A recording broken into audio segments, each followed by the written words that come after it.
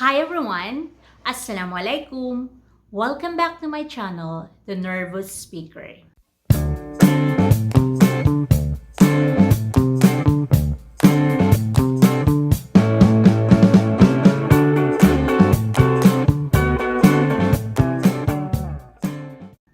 For today's video, we are going to talk about 10 things I wish I knew about effective communication.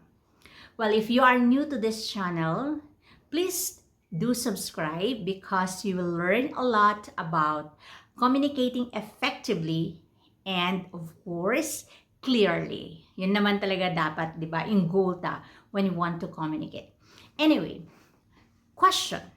Have you been in a situation in which you realized that if only you knew some things about it, edi sana better in outcome.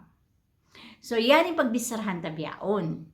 10 things that I wish I knew about effective communication. Siyempre, this is based on my personal experience and at the same time, mga trainings or lessons that I've learned through the years as a communication teacher. Ayan. So I'm going to give you 10. But for this video, I'm just going to share 5. Which means yung another 5, i-share ko sa next video ko. Okay, so let's get started. Number 1, I wish I knew that communication is a skill. Yes. Usually kasi when I was like younger, I thought, baka kung makakita ang mga tao maingat magbisara, amon, baka kung makadungog ka nila, parang wow, hay nila pagkaon ng mga knowledge nila yaon, ato, how do they do that? Kumbaga, when you listen to them, you actually want to listen to them. Di ko magkulap. I thought, inyato, parang, buko niya to siya skill. I thought, inborn niya to siya. Mali. Communication is actually a skill.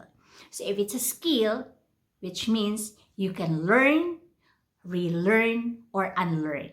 So manjari ka umingat, umanad, pausin mga di mo kaingatan atau di marayaw katumtuman mo, bukon marayaw, manjari ato di mo na hinangon, and at the same time, manjari desab, hi-remind mo imbaran mo, the last time I talked, this is how I did it. So manjari mo siya balikon.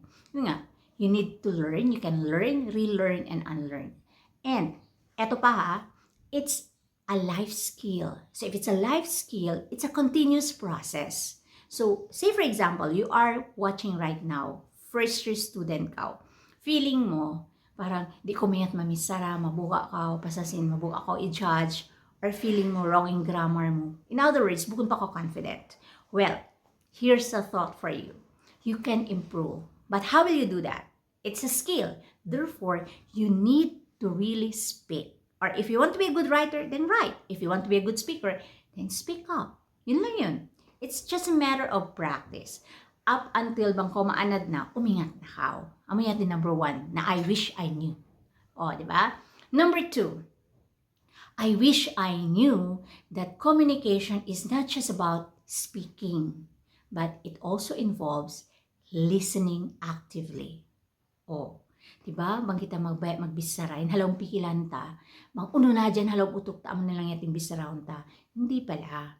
You need to consider, you need to listen to your audience or to your listener. Mag-issue na ramo nagbisara. So say for example, in an informal conversation, ang di ramo nagbisara, so you need to watch aturun mo tuod in facial expression niya or in body language niya. Bangko nagbibisara, nagdurungog ba siya kay mo? Ato tumango ba siya? Ato nag-atod ba siya kay mo? Naka-focus ba? Kasi based body language niya ato facial expression niya, dito ko mag-base bang hipagpatuloy mo or hi-continue mo yung pagbisara mo ato di. Second, you also need to really listen actively. In other words, when someone is talking, you do not think of what would be your response. Katauran kasi kato, bang kita magbisara, impipikil ta lang parati, unin hisambong ta. So, malawa na kita, bang uno to yung pagbibisarahan. So, in other words, if you want to become a better speaker, then you need to improve your listening skill. Number 3, communication is purposive. This implicates that before you speak up or before you write, you need to know what is your purpose. So, all communication interactions dapat merong purpose. Unin sabab, unin reason. May ako mabay makipagpitsara kanya, may ako nagsulat kanya, may ako nagchat kanya, may ako nagtext kanya. So, you need to identify it first. Kasi based ha intention mo, or ha niyat mo, or ha sabab mo, bang may ako makipagbisara, dito magdagan, bang biriin yung pag-communicate mo kanya, bang biriin yung bisarahon mo kanya, bang unin message mo, bang unin delivery mo. Dito talaga magbe-based. So, importante. So, in other words, yung communication natin, it does not happen in a vacuum. Right? So, intentional. Deliberate siya. Okay. Number 4, I wish I knew that communication is not just about speaking, listening. It's also about non-verbal cues. Ayan. So remember, importante when you speak up, dapat nagma-match in facial expression mo, in body language mo, in gesture mo, with the words that you are uttering. So, importante ito, to make it more meaningful. Pasal mangisab siya aturon or mangi siya dungugon.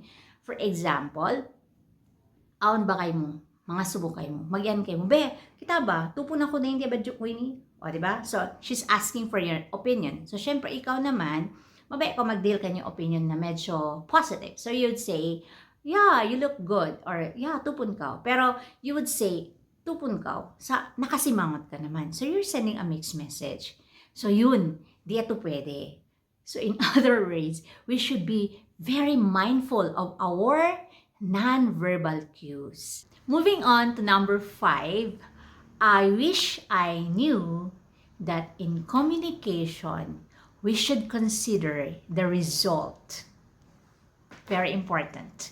Why do we need to consider the result of the communication? Most of us, mabait lang kita magbisara or mabait lang kita mag-text, mabait kita mag-chat without considering uno'y effect ha listener ta or ha audience ta. So, dapat tumtumuntay ato. As an effective communicator, we have a responsibility na dapat always pikilunta. Bang bayarihi bisarang unin effect kanya.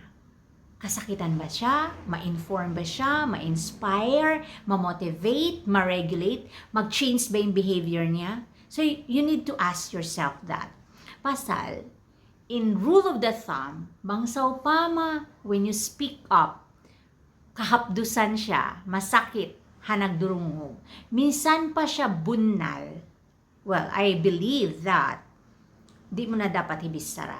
I mean, let's face it, between being right and being kind, you should choose kindness. Charis. So, importante in communicating, you need to consider, bukod hadya, just because you felt na, yeah, dapat kingatan niya na bang uno to din bunal. You can say the truth, you know. Pwede mo naman ibayta yung truth, pero in a way na bukuntod masakit. So, kinakailangan i-adjust mo siguro in pacing mo or in volume o kaya in context sing communication, mang sa pama public o kaya private. So, instead of saying it in public, pwede mo naman baytaon in private. Diba?